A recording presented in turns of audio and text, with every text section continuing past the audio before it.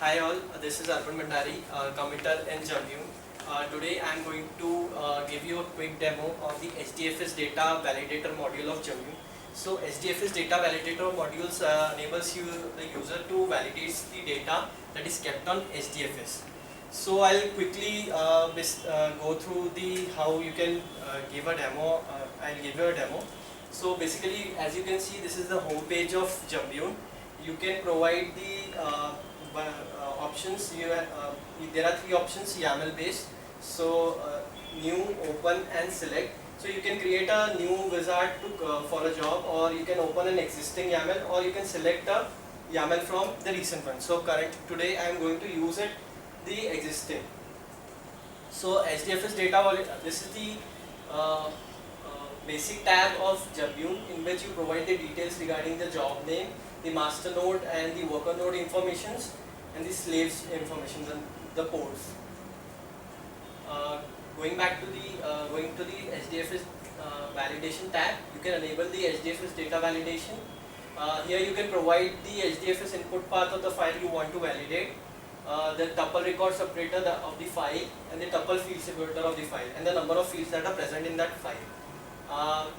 You can specify, after clicking on that, you can specify which of the following fields you want to validate against the null field and the regular expression check. So basically I've used here the first four fields of the file that is kept on HDFS, and it's validating against the null, must be null, and int, and the regular expression that is kept here. So I'm going to finish this.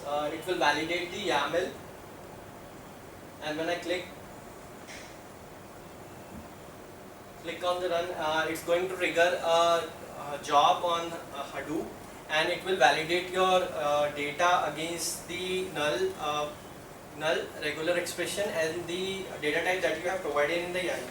So basically HDFS data validator module is very good for Hadoop developers as well as the data quality engineers who want to validate the inconsistencies in the data that is kept on HDFS.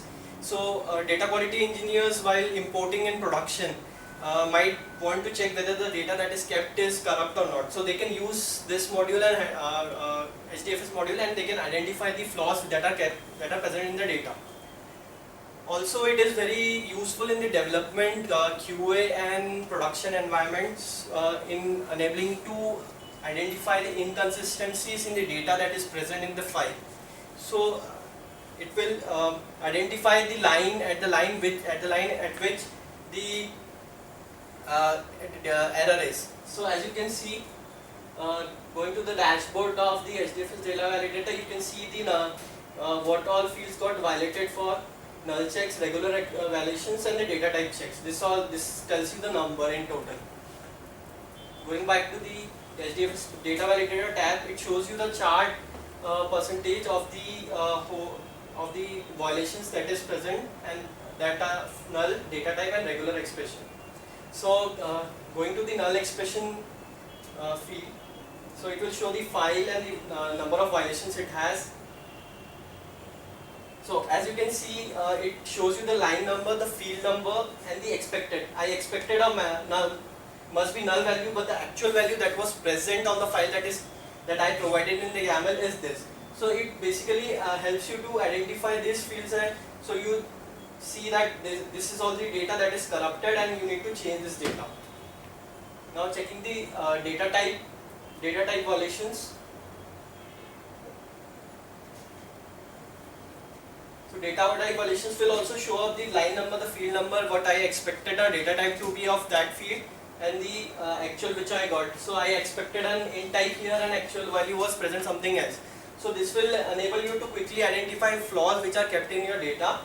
Now the regular expression that I gave in the YAML, so we can also see the violations that are present in the regular expression fields. It will show up the line number, the field number, and the expected value and the actual value.